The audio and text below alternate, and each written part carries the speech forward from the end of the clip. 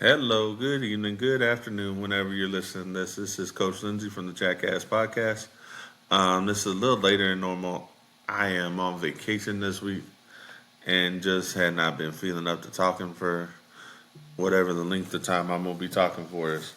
Um, Being stuffed up and stuff. This is Coach Lindsay from the Jackass Podcast. Hey, if y'all like this, please like, share, comment. This is episode number 22. What are we going to talk about today? You know what? We're going to talk about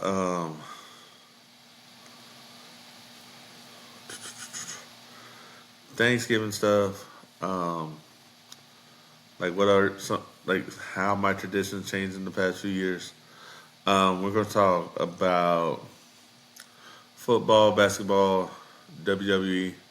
The controversy that came this week, and that I guess is shouldn't be that much of a controversy, but I guess if it's not explained properly, nobody understands what the hell's going on. Um, and then we'll mention education and some stuff like that, just because some stuff has gotten on my nerves this week.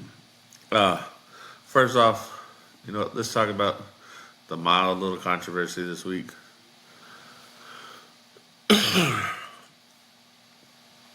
Um, Donald Trump and them saying, one, the dismantling, I guess, is complete of the Department of Education. I understand it. I don't get it. But there's a lot of things with education I don't get sometimes. And this is coming from someone that for about the past 13 years has been around it and seen it change. And really, you know what I don't get? It's not even at the national level. I don't get at the state level or my district level sometimes. Um, at the state level in Texas, I don't get a lot of things that the state.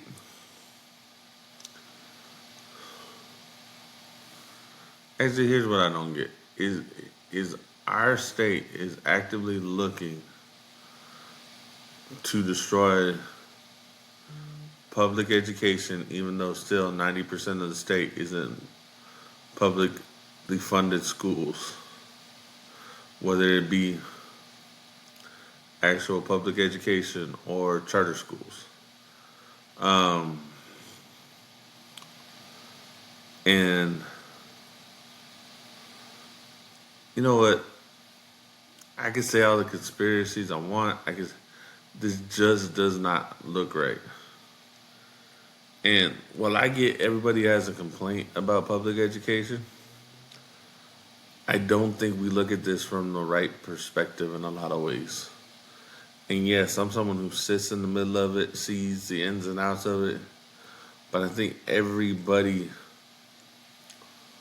it's like with a lot of things that happen in life, we see the finished product and don't know all the behind the scenes, and we don't care about all the behind the scenes unless you're a nerd about it.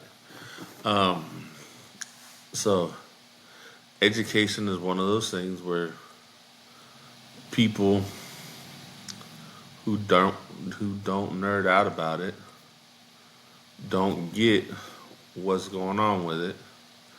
Um, I would say this for a lot of things, but the God's honest truth is that public, so much has changed in education since I graduated high school that it's not funny, and so much has changed that people don't understand. Um, People don't understand that education, like a lot of things, even like medicine and electronics and all these other industries, is ever changing. We're just the root of the change instead of the ending of the change for most of these things. Um, Education is a field where, yes, you should love being around kids, but I'd like to make a wage that says because I have a degree, I'm a professional in what I do, that the time and effort I put into getting here gives me a good enough wage to actually, I don't know, live not paycheck to paycheck. I'm making more money right now than I ever have, but I also have menial jobs for like 20 years. So it's just some of those things, and you don't get to play catch up. Because yes, this year we got a big raise, but most of the years I have been in education, it's like a 2-3% raise at most.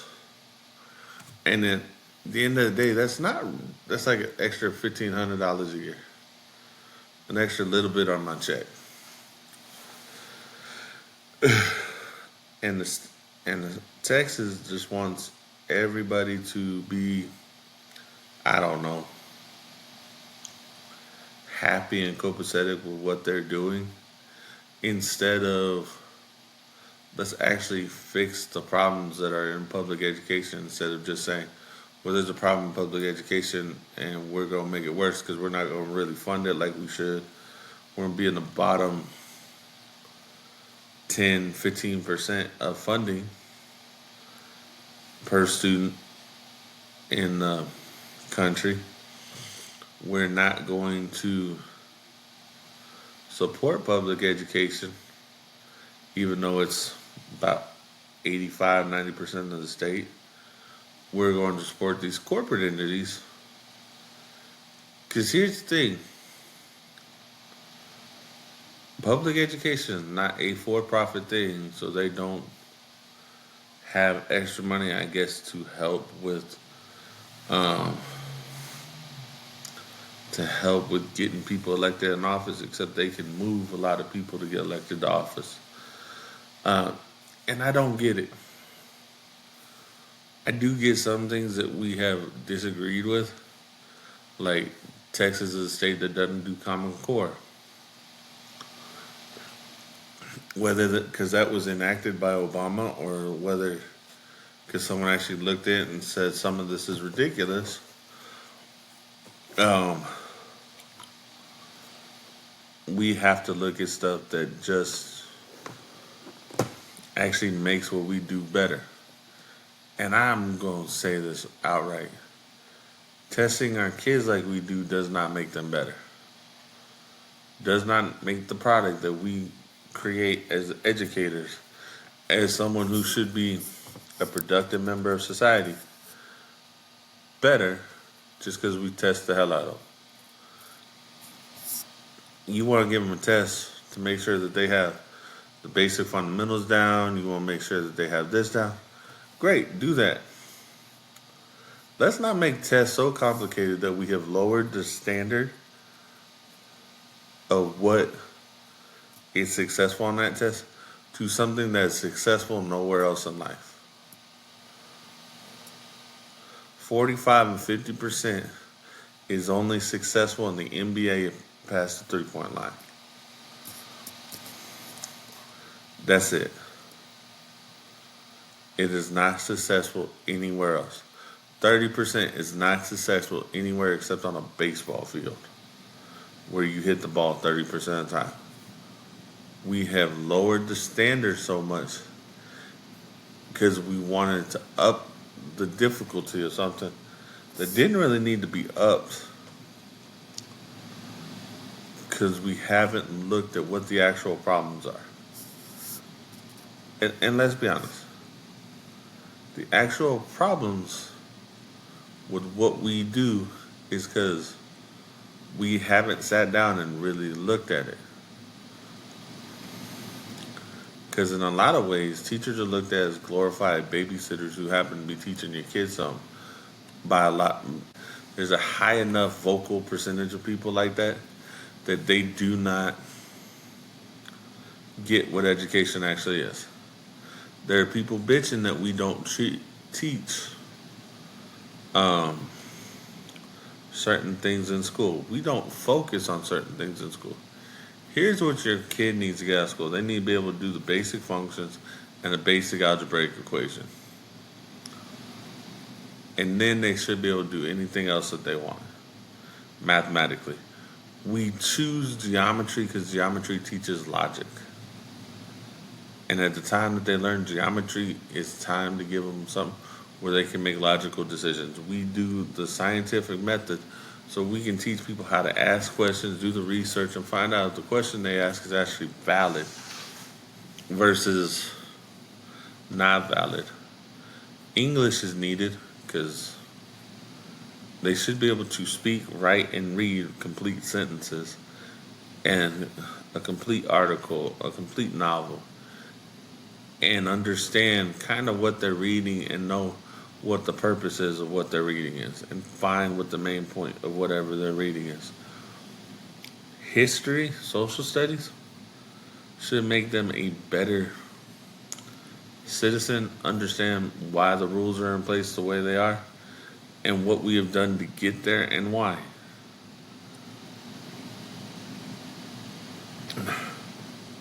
But there's some of this where it's the parents' job, and there are a lot of parents that don't want to do their job no more. They give their kids the phone, they give their kids the tablet, and they don't want to have those conversations with them. They're afraid to have those conversations with them, and they just don't parent like they did. Now, there's some great parents out there. There's some fantastic people who actually know what they're doing and get their kids to do it. But in essence, that's 50 to 60%. And then there's some kids that do stuff in spite of how their parents are. There's some kids who do stuff to spite their parents because they don't like how they're raised. And then here's the other thing that we have not talked about. Because you give charter schools, and I'm going to speak to Texas specifically, public funding, it takes away from public funding of the public education system. It also takes really good students away because they get to pick their damn students. And how is that fair? Because public education doesn't get to pick their student. Magnet schools do, all these other, like my district has an open policy. So you can be approved to come to my campus if you don't live within the boundaries of it. But if you screw up too much, they can send you back to your home campus.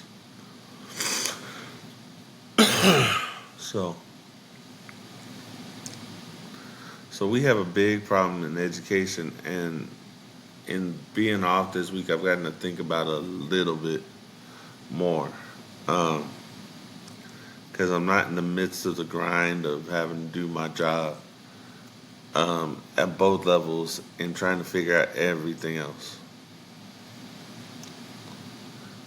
But now, we'll go on from that.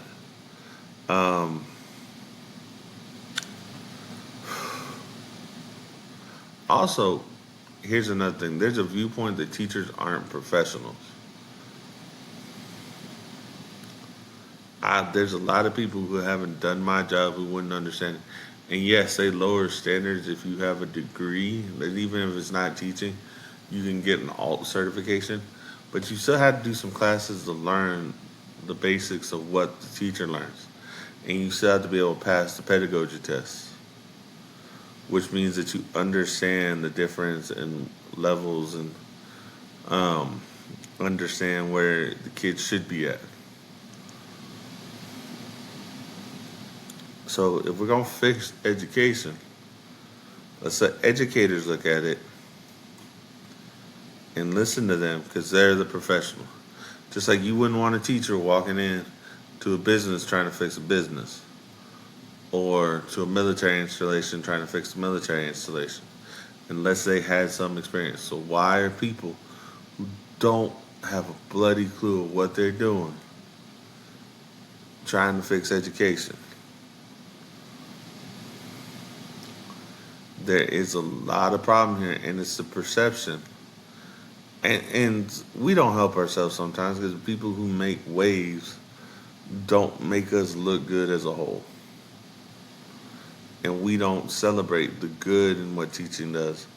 We just tend to celebrate the evil or evil people or stuff that shouldn't be happening,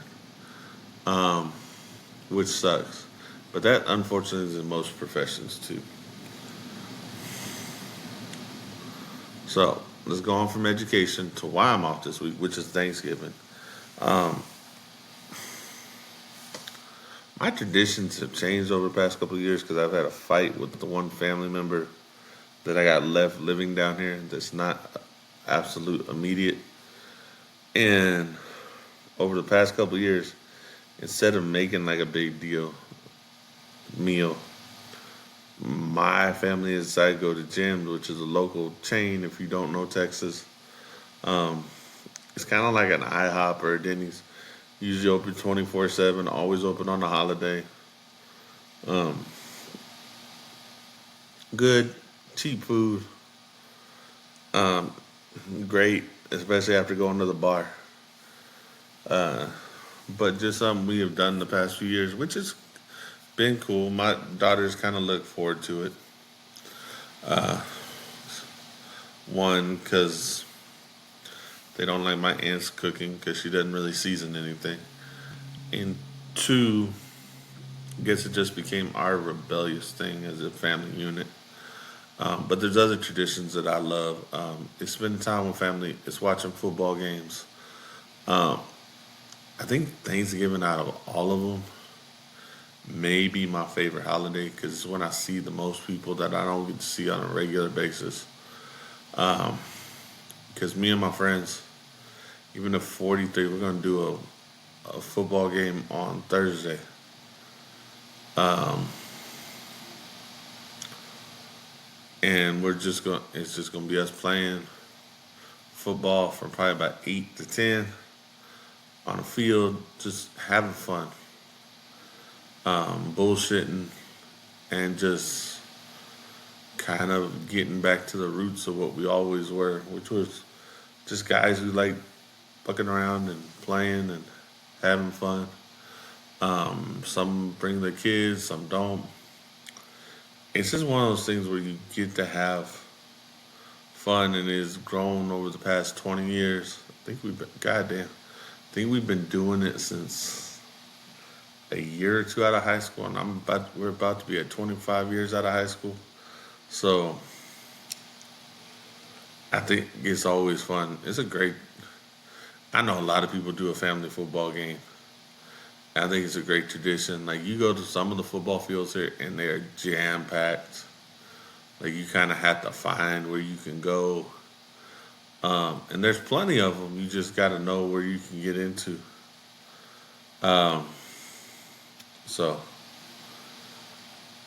but yeah, I look forward to that. I look forward to watching my Cowboys every Thanksgiving. My grandfather was a Detroit fan. He knew people that played on Detroit from when he was in college. So that's why he was a Detroit fan. So just that memory, and it's the second year that I get to see. Um, Maybe it's not on Thanksgiving Day. Now it's the day after, but it's still a Texas tradition that I was so mad when it left. Even though my team was the reason. Actually, no, they weren't. My team was not the reason, but the babies at Texas were.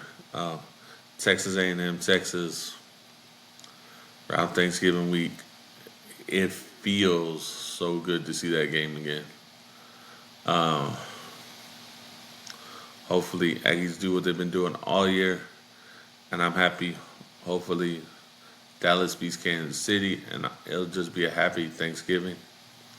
Uh, there's nothing better than eating your food, watching the parade, and like I haven't watched the parade in years, but there's something about it as a kid watching the Macy's Thanksgiving Day parade that was always so great.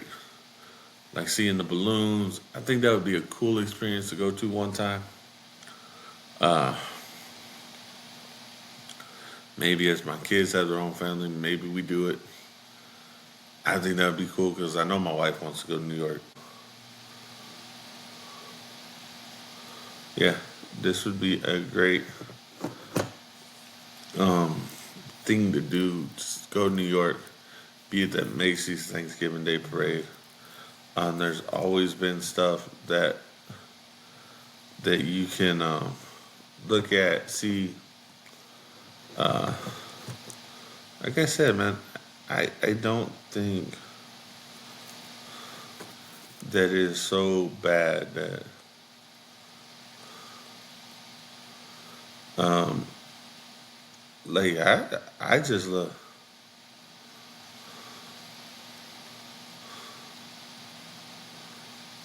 like um, I I think it would be cool. I think there's something to it that that would just be one of those things. It'd also be cool for me if I go to a Dallas game on Thanksgiving Day one time. That would be awesome. Just because, man, you got to have some fun. Um, and you just got to, like, do these things that you wish. I've never been to a Dallas Cowboys football game. I, of course, think that there would be a great,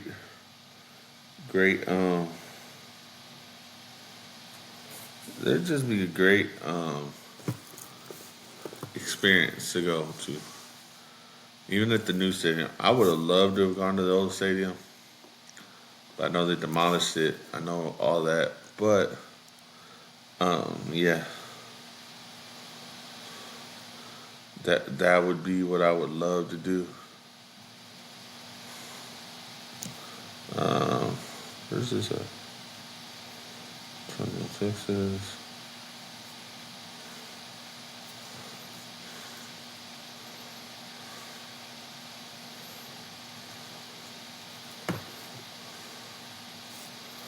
Um,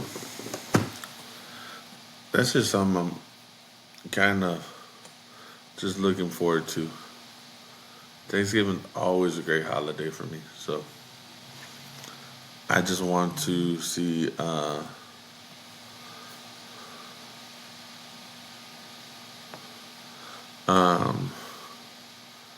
I just want to see what it would be like. I don't even want to say what it would be like. Um, just that experience of being in that stadium uh, would be cool.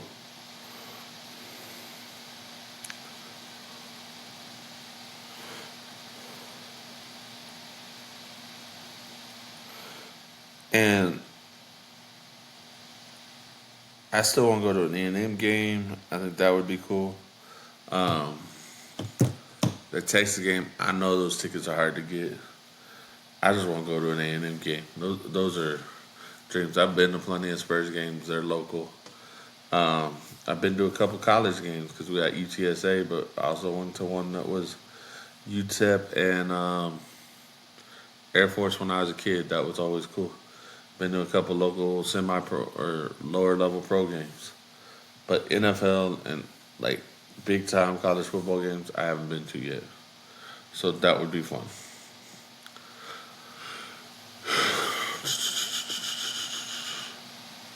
So this is gonna be a more, I guess, lighthearted episode. Um, in that, again, this is the Jackass podcast. Like this is a good week. It should be a good week. Fantasy football players playoffs coming right around the corner. I think I'm in good.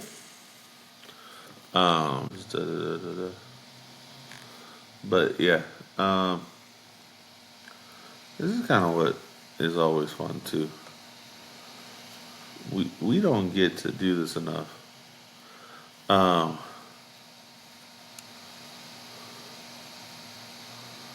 ooh, cool. I'm still number four. Da, da, da, da, da, da, da, da, da, da, da, da. Uh, hmm. So who?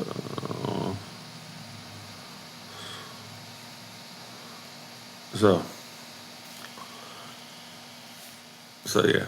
Um, the other thing when we talk about football, man, there have always been great football games on Thanksgiving. I do love having that, what's it called? That ability just to have fun on Thanksgiving watching football. I think that's when I really fell in love with football because that was the way you got out of doing a lot of stuff too on Thanksgiving Day. Even though I couldn't always get out doing stuff because I wasn't the biggest football fan when I was really young, but I was a football fan. And I know my aunt has complained for years because I would go sit down and watch football while everybody else was doing stuff when we were going over to our house. So, but the other thing is, uh, I just think that Thanksgiving is great because you do get to spend time with friends and family. So that's what I'm looking forward to on Thursday. This was a weird one. It'll get audited or edited somehow. Well, hopefully it's not as confusing as I think I sound right now. Let's move on to. I have a feeling this is going to be a short podcast, but it'll be fine. Uh, Again, this Jackass podcast. Please like, follow all the stuff on whatever source you're getting this from. Should be on Spotify, YouTube, Amazon Music. Those are the three I know for sure. I thought it was supposed to be on Apple, but I'll have to go check. Um, hey, you know what I really like? Even though the Spurs are down injuries of the three probably really up and coming players that don't have it, has been still watching the Spurs games without them guys. But knowing that we need them in the West like it's been for the past, I don't know, 20 years is always going to be a tight race. Um, I don't know the last time, and it may not have been that long ago, but I really don't remember the last time there has been a non-winning squad in terms of wins and losses that has come out of the West. So um, it's fun to watch, though. It has been fun to watch. It's been fun to watch some of the changes that have happened because of all the TV deals and all that. Watching stuff on Prime has been interesting. I think I caught one of the last Spurs games on Prime. YouTube TV doesn't have the channel that my Spurs are on, so I have another streaming service for that. Um, it's also interesting when YouTube TV wasn't letting Disney channels or Disney owned channels on their thing for a week or so. I think they didn't realize how much TV time they were going to lose because I bet they took a hit for the number of views and all that stuff because people just you can stream from almost anywhere. I pay a little extra and I can stream ESPN from Disney Plus or their ESPN app, and they go together. So I don't know. Um, it has been fun to see. It's been fun to hear the debates on stuff. Um, I think that people. I think that when the Spurs get healthy, they're going to be a really, really dangerous team. And just what I'm hoping is that they get healthy in time with a couple games before they play Oklahoma City for the first time. Because I think that's a Christmas Day game, and that's going to be one that I want to watch. Like, really, really, really want to watch. So, uh, man, I just can't wait to see it. You know what, who we need to talk about, and I think if my wife hears this, she's going to hate it. The fact that Chris Paul announced his retirement, or that this is going to be his final year retiring, so I guess he's trying to do a song thing. And unlike the likes of Kobe and Dirk and Tim when they did theirs. He hasn't been with just one team. He's been with a bunch of teams. I didn't realize that. How many? Even though I've followed his career. Um,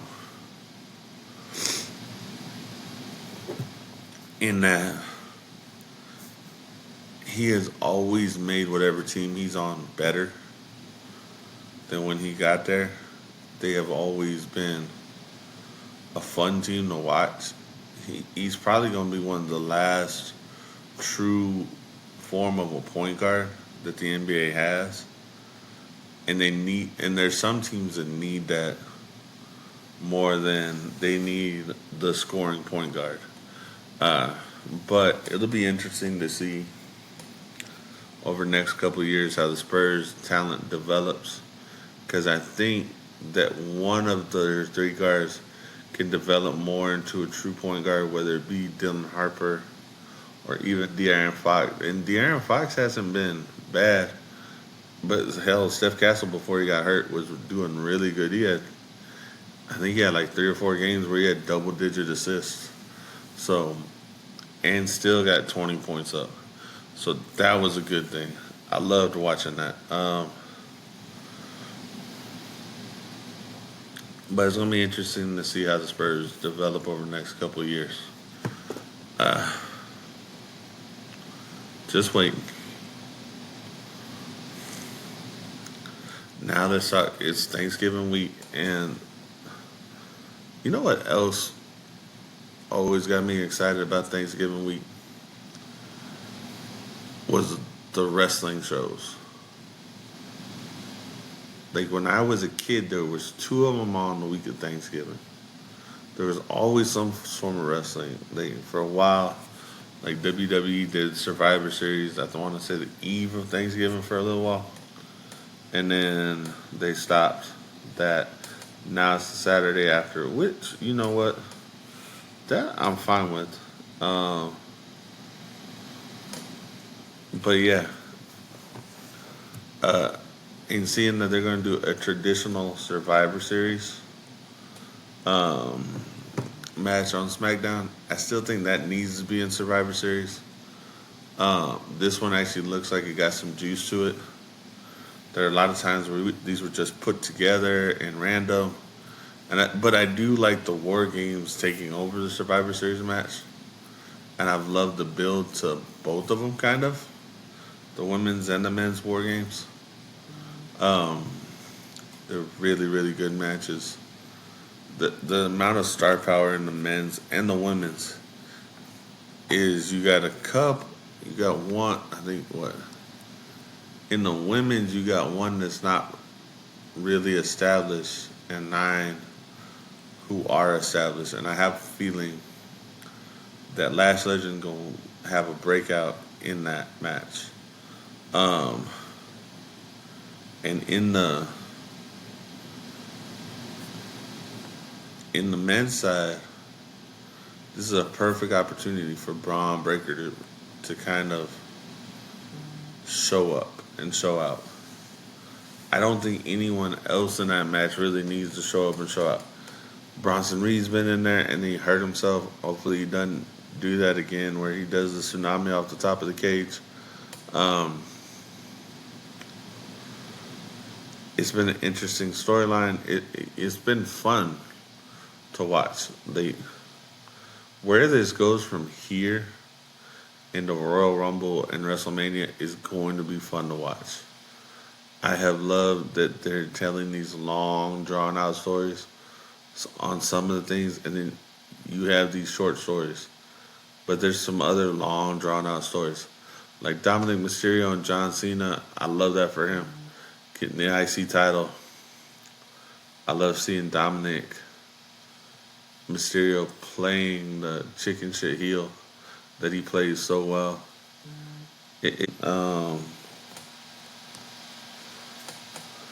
It's just been one of those great times for wrestling.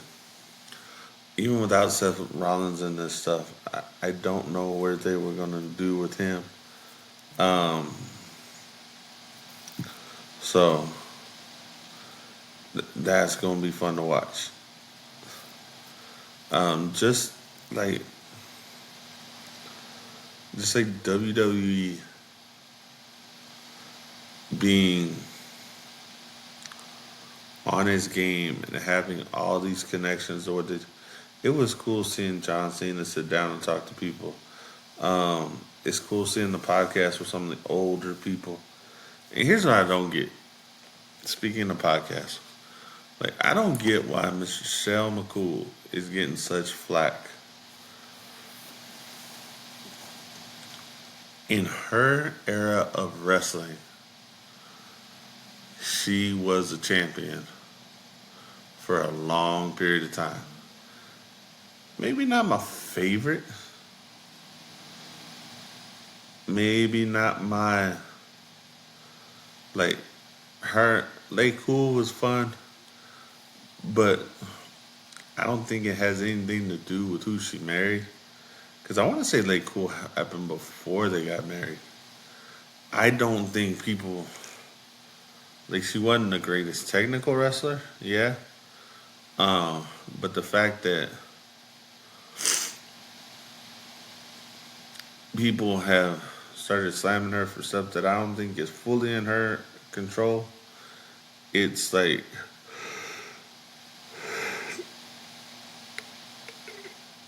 one of those things. I guess people just bitching because they don't like her, which is fine, whatever. Um, or the change in the Mark Calloway podcast. I don't watch it as much. I'll watch it when they have guests that I like. I don't think Michelle McCool is going to ask the same questions that the previous host did and Matt Leiter, in that he was just genuinely trying to get stuff from a fan's perspective, um, and stories that he would love to hear. And I think, and there's a lot of times the WWE doesn't do that. There is a show that they do kind of need to bring back, like truly, for old timers and just to hear stories.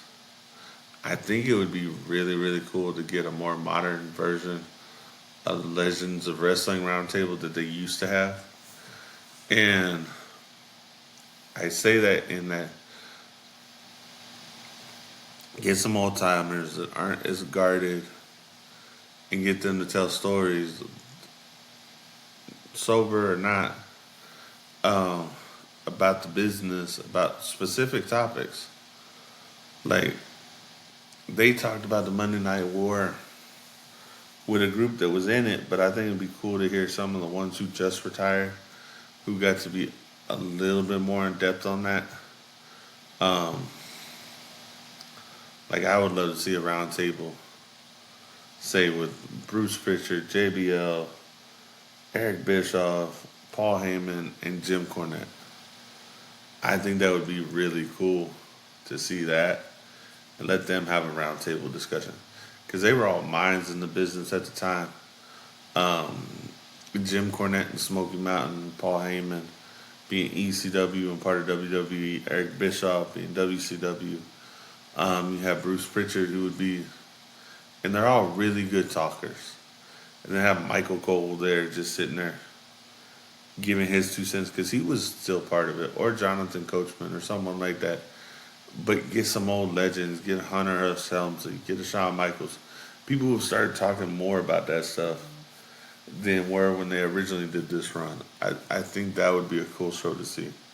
Um, and I think that's what people want to hear. I love hearing the old stories. I listened to Jim Cornette's podcast for a very long time. And there are times I don't listen because I don't want to hear an hour and a half of him going over what he doesn't like about modern wrestling. I get it. It's not your favorite thing in the world, but I haven't listened in a while just because I haven't set down the time to. I do love like his old stories, hearing them about Smoky Mountain stuff, WCW stuff, Memphis stuff, all that. That's cool to me. I love the history of wrestling. So I think that would be cool. Because they could go revisit some of the eras too. Or some of the stuff that they talked about, 70s, 80s, 90s. Now you could add 2000s, 2010s into that. Um, because there are stories there that people haven't heard. Even though we're in the age of the internet, the dirt sheets, but let's get some people who are actually in there talking about it. So that would be cool to me. It's just like I think someone needs to um, probably bring back that masterclass inside the actor studio. Um, because I think James Lipton did pass away. Um, those type of things need to continue so we can actually hear these stories, these old time stories, and more modern versions of them. Because there are moments that we're missing. Here's something in society we're missing. We're missing people who actually tell the story. Because we keep getting repeat and repeat and repeat of stories that people, for whatever reason, haven't gotten tired of. And I'm not saying that there aren't repeated stories throughout history, but we're doing remakes of stuff, or we're doing like they're about to do a remake of a movie that's not even technically 10 years old yet, and Moana give it a live action update. You go and you change Lilo and Stitch's heart in the live action movie. You change some of the stuff. I haven't really watched a lot of the live action stuff, but I've heard people bitch about it. You go do a live action of Snow White and the Seven Dwarfs, and it looks like it changes. Um, and that's a story that's been around longer than Disney, and the fact that it was a Grimm Brothers story. Uh, but I don't, I don't get why Hollywood. I think what we're going to start seeing is that, and it sucks because we don't have those people who learn to be creative in a traditional way, like and like we did when I was younger, and the people like it may be my generation, maybe the generation after, like the school generations after it. But once you get into those No Child Left Behind kids, there's a lot of them that don't actually understand what failing means and actually the importance of it. So I worry how bland the stuff we have is going to be, and I hope it's not. I hope I can be thankful for what I've gotten. Um, I want to go watch the new Jurassic Park film that just came out on Peacock, but I want to go delve through the whole thing. That's a goal. I don't know if I'm gonna do it this week. I may do it during December, so me and my wife can kind of do it because she wants to do it too. She wants to go see all the movies. That sounds like a fun time to me. I generally like watching series and stuff, especially on my breaks, um, and finishing them off or just having something on TV. I haven't done it in a while. I watched Wednesday. I like that show. That's creative off a property that gives a little bit more explanation, a little bit more substance to it. So that's creative. I like that. I like hearing projects that's going to give you a different view on something. Because I'm all about a different view. I'm fine with that. But let's be realistic in the view that we're given. Let's not take a story that you can take yourself out of the story because we want to shove diversity or this or this or this down everybody's throat. No, let's make stories. Let's make more stories about what life is like, and then look at it from wherever they place that story. Because the story in San Antonio is not going to be the same as the story in New York. The story in New York is not going to be the same as the story in Chicago. The story in Chicago is not going to be the same as the story in Miami. Like the setting of it matters. A story in San Antonio is not going to be the same as a story in London or Moscow or even down in Mexico or anywhere like that. Like if you want to say, We want to show diversity. Show diversity of the different cultures you're talking about.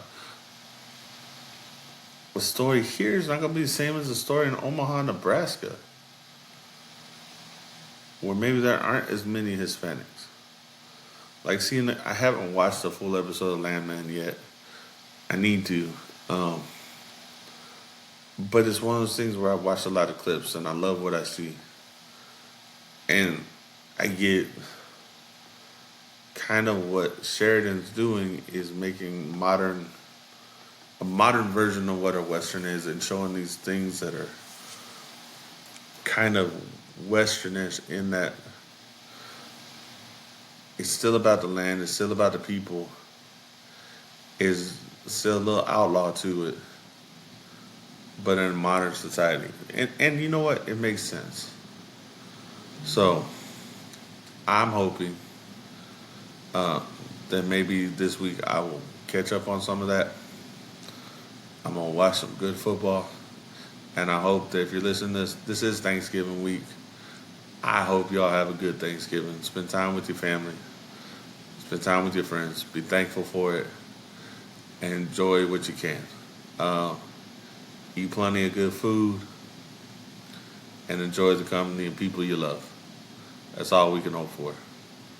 This is Coach Lindsay from the Jackass Podcast. Please like, follow, share, whatever. Have a good one, y'all.